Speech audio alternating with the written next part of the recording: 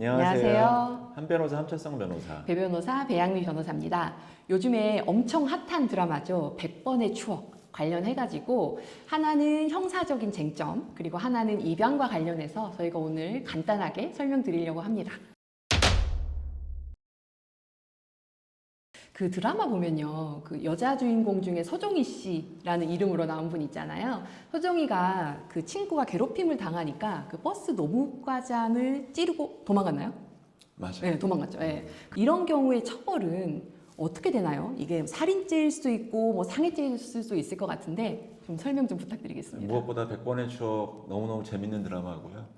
제가 개인적으로 김다미 배우를 너무 좋아하기 때문에 많이들 좀 봐주시면 좋을 것 같습니다. 네. 그래서 아까 말한 것처럼 그 서종희, 신예은이죠. 요새 많이 나오는데 탕류에도 나오고, 신예은 배우가 그 강지한을 찌르고 간 거에 대해서는 애초에 고의성을 봐야 될 것 같습니다. 그래서 공격의 목적이 무엇인지 플러스 공격한 부위가 어디인지. 근데 그 드라마를 보면 약간 좀 어깨 정도를 찔렀다고 한다면 이게 목과 연결된 경동맥 부근이라면 이게 충분히 살인의 고의를 인정할 수 있지 않을까. 그리고 두 번째는 그 후의 태도가 어떠한지. 살인의 고의가 없었다면 도망갈 이유가 없이 그냥 바로 119를 부른다거나 혹시라도 그런다면 좀 살인의 고의가 없을 텐데 그냥 찌른 후에 도망갔다라면 좀 살인 미수로 좀 의율되지 않을까. 일단은 그 점에 대해서는 그렇게 생각을 합니다. 만약에 그 친구를 도와주려고 찔렀는데 뭐 목 근처가 아니고 팔이나 이런 데면은 상해죄로 갈 수 있을까요? 상해죄 일단 가장 중요한 건 공격한 도구가 중요할 것 같은데 뭐 칼이라던가 그런 것도 아니고 그냥 친구가 위험에 빠졌기 때문에 그 바로 옆에 있는 연필로 찔렀다고 한다면은 그런 경우라면 좀 살인의 고의를 인정하기는 어렵지 않을까. 그래서 말씀드린 것처럼 공격한 부위, 그리고 찌른 무기, 도구, 세 번째는 찌른 다음의 행동, 세 가지를 좀 종합적으로 고려해서 살인 미수이건 상해죄로 판단하지 않을까 그렇게 생각이 듭니다. 네. 뭐 한번 지켜봐야 될 것 같고요. 두 번째 쟁점으로는 이제 서종희가 원래는 이렇게 버스 안내양이었다가 굉장히 부잣집 수양딸로 가거든요. 이 수양딸로 가는 거 관련해서 입양과 관련된 내용 저희가 간단하게 짚어드리려고 합니다. 일단 거기서 보면 수양딸로 나오는데 이름이 바뀌지는 않았거든요.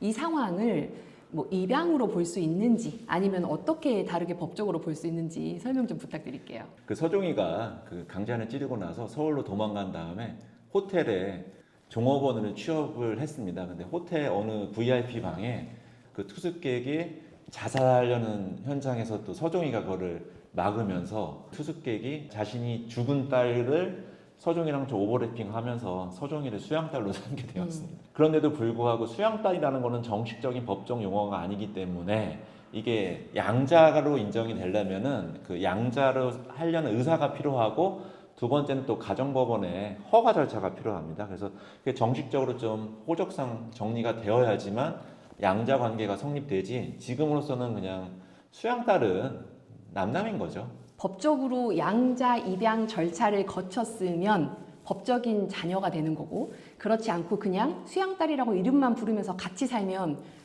단순 동거인으로 볼 수 있는 거네요. 남남인 거죠. 예. 근데 그런데 수양딸로 이제 부르고 입양을 실제로는 했을 수는 있잖아요. 근데 입양을 했으면 서종이 성이 변하거나 그렇게 되나요? 아니면은 그 이름 그대로 부르면서도 입양이 가능한 상황인가요? 반드시 우리나라에서는 동성이 거를 요구하고 있지 않기 때문에, 동성이라는 게 이게 성이 같다는 걸 요구를 필수적인 요건으로 삼지 않기 때문에 성이 다르더라도 양자 관계를 성립하는 데는 큰 문제는 없습니다. 그러면 서종이란 이름을 쓰더라도 실제로는 입양이 됐을 수도 있고, 그러면은 실제로는 양자가 지금 되어 있는 상태인 거네요. 그 드라마 속에 어머니가 하는 걸 봐서는 양자로 입양한 것 같습니다. 너무 잘해주기 때문에. 잘해주기 때문에. 네. 그럼 만약에 나중에 그 어머니가 이제 돌아가시게 되면 그냥 수양딸로 있고 양자 입양 안 한 경우랑 양자 입양한 경우가 또 법적으로 다르게 되잖아요. 완전 천양지차인 거죠. 자격은 민법에 정해져 있습니다. 가장 큰 게 뭐 배우자라던가 직계 비속이라던가 직계 존속이라던가 사촌 이내 뭐 형제 자매로 한정되어 있기 때문에, 만약 그 극 중에서 100번의 추억의 서종이가 양자가 아니라고 한다면은 상속의 자격이 전혀 없기 때문에 형제 자매라던가 사촌들이 가장 최우선적인 상속인의 자격이 있는데, 그분들이 과연 수양딸을 가만히 있을까요? 벌떼같이 달려들어가지고 상속 자격이 없다는 걸 얘기했을 것 같습니다.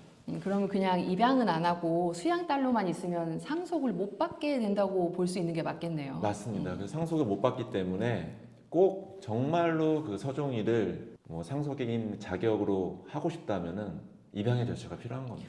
근데 상속인이 아니어도 재산을 물려줄 수는 있잖아요. 맞습니다. 그럴 경우에는 뭐 죽음과 동시에 내 일정 재산을 준다. 유증인 거죠. 유증을 통해 가지고 그 상속과 동일한 효과를 얻을 수 있지만은 그 유증은 또 좀 더 복잡한 문제지만 유류분 문제가 또 맞물려 있기 때문에 가장 완벽한 거는 양자 관계로 성립하는 게 서종인한테 100% 줄 수 있는 방법입니다. 네, 저도 이제 드라마를 보면서 드는 게 요즘에 재혼을 많이 하시는데 그 재혼 과정에서 각자 자녀가 있는 상태에서 재혼을 하는 경우가 있어요. 그럴 경우에 이를테면은 남편이 뭐 딸이 있고 아내가 아들이 있어서 재혼을 했을 때 새로 결혼한 남편과 내 아들은 아무런 법적인 상속 관계가 없습니다. 반대로 그 남편의 딸과 나는 상속 관계가 없기 때문에 둘 중에 한 명이 먼저 사망을 했을 때 재혼이니까 법적인 배우자는 상속을 받을 수 있지만 내 자녀는 상대방으로부터 상속을 받을 수가 없거든요. 이걸 잘 모르세요. 그러니까 결혼을 해가지고 같이 살고 서로 부부가 되고 서로 자녀면 다 어머니 아버지로 이제 부르는 거잖아요. 하지만 실제로는 상속 관계가 생기지 않고 그래서 요즘에는 아이가 어려서 이제 재혼을 하게 되면 양자로 입양을 해버리거나 상대방 자녀를 양자 입양해버리거나 친양자 입양을 하거나 이렇게 해서 아예 법적인 관계를 만드는 경우도 있고 최근에 모 연예인이 그렇게 해서 상대방 자녀를 양자 입양했다가 다시 파양하는 사건도 엄청 이슈가 됐었죠. 네, 그런 것처럼 양자 입양을 해야만 법적인 그런 상속이라든가 이런 관계가 생길 수 있다는 거 드라마를 보면서 생각이 나가지고 이번에 주제로 한번 정해봤습니다. 되게 어떻게 보면 양자 제도도 중요하지만 이 양자 제도는 또 나중에 피상속인의 사망과 맞물려서 상속과 또 연결되기 때문에 이 두 가지를 좀 아울릴 수 있는 주제를 다루었는데 여하튼 뭐 100번의 추억 끝까지 많이들 시청해 주셨으면 좋겠습니다. 그와 더불어 우리 한 변호사 배 변호사 채널도 좀 많이들 구독과 좋아요 부탁드리겠습니다. 지금까지 한 변호사 배 변호사였습니다. 안녕.